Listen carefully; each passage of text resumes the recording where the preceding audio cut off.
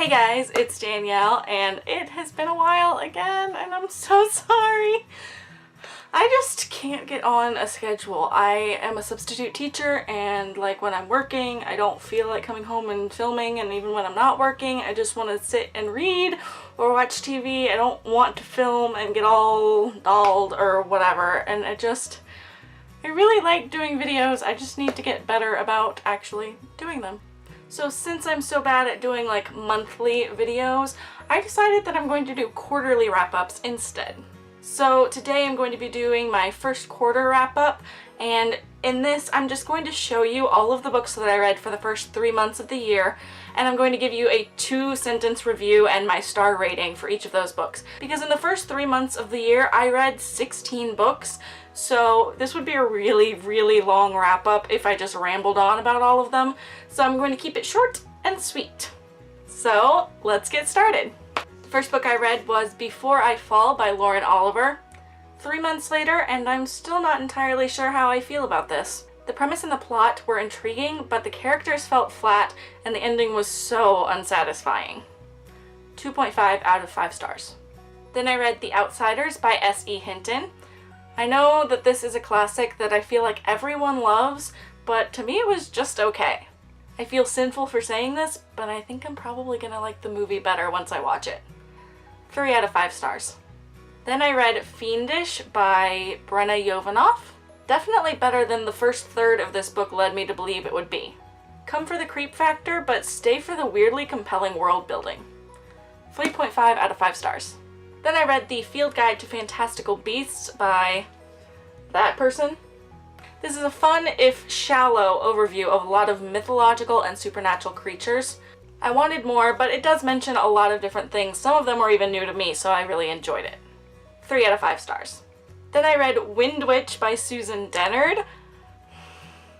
With even more expansive world building and amazing new characters in addition to the cast we already know and love, this does not suffer from sophomore book slump. Words can't even describe my love for this series, and it's only book 2. 5 out of 5 stars, obviously. Then I picked up my first comic book of the year, which was She-Hulk Volume 1, Law and Disorder.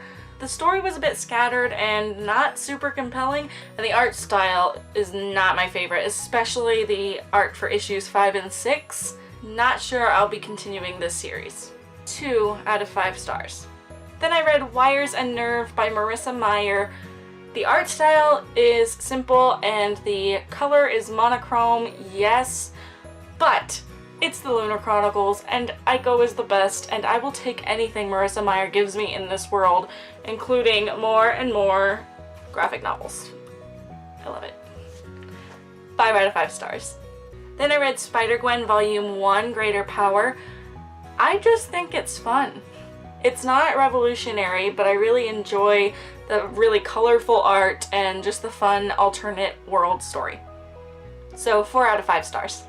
Then I read The Rosie Effect by Graham Simpson, which is the sequel to The Rosie Project, which I read last year. These books are simultaneously so entertaining and so frustrating because being in Dawn's head is so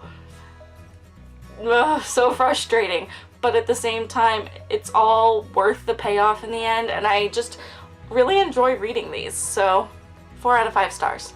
Then I finally read City of Glass by Cassandra Clare. This was definitely much more enjoyable than the first 2 reads, though I still like everyone more than Jace and Clary, like a lot. But now I'm ready to finally start the Infernal Devices, and I couldn't be more excited. That's really all I want. 4 out of 5 stars.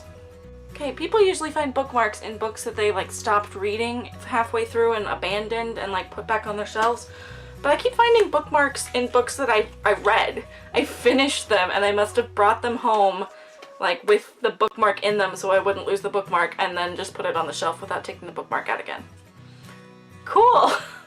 Then I read Vanishing Girls by Lauren Oliver.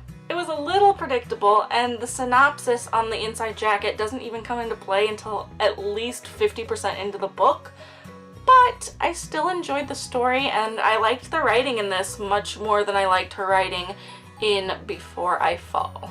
So I gave this 4 out of 5 stars. Then I finally got to read a book I've been wanting to read for like the last 3 years, which was The Coldest Girl in Cold Town by Holly Black.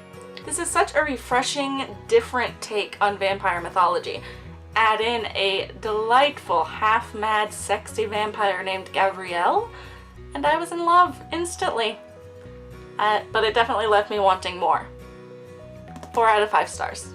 Then I read one of my Owl Crate books. I read Roseblood by A.G. Howard. I wanted a straight-up Phantom of the Opera retelling, but I got a weird sequel retelling combo with odd mythology and strange relationships and writing that was way too flowery and trying way too hard.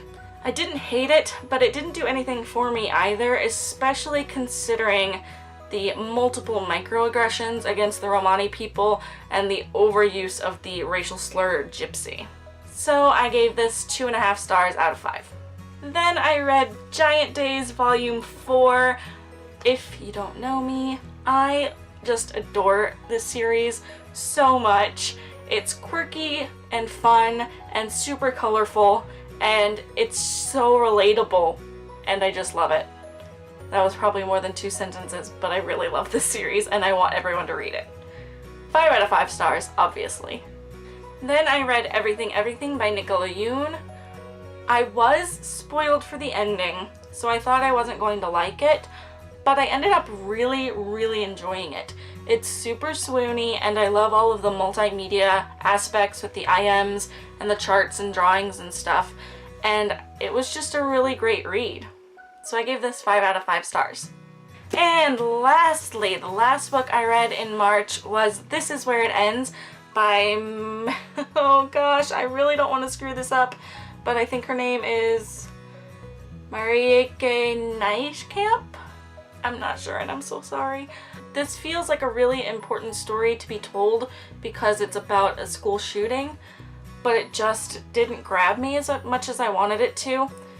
The whole premise is that it takes place over only 54 minutes, so each chapter takes place after over a few minutes of that hour, but the timeline just felt really stretched implausibly, and the characters just weren't fleshed out enough for me to connect emotionally, so I ended up not enjoying this as much as I had hoped I would. So I gave this 3.5 out of 5 stars. So that's it, guys. That's all for this first quarter wrap up.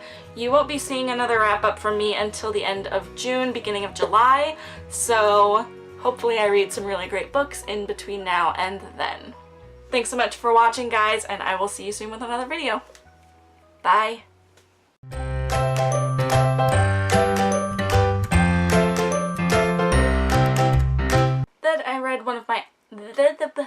Then I read Vanishing Girls by Lauren Oliver.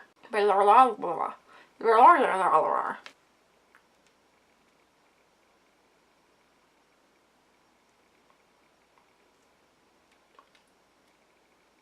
read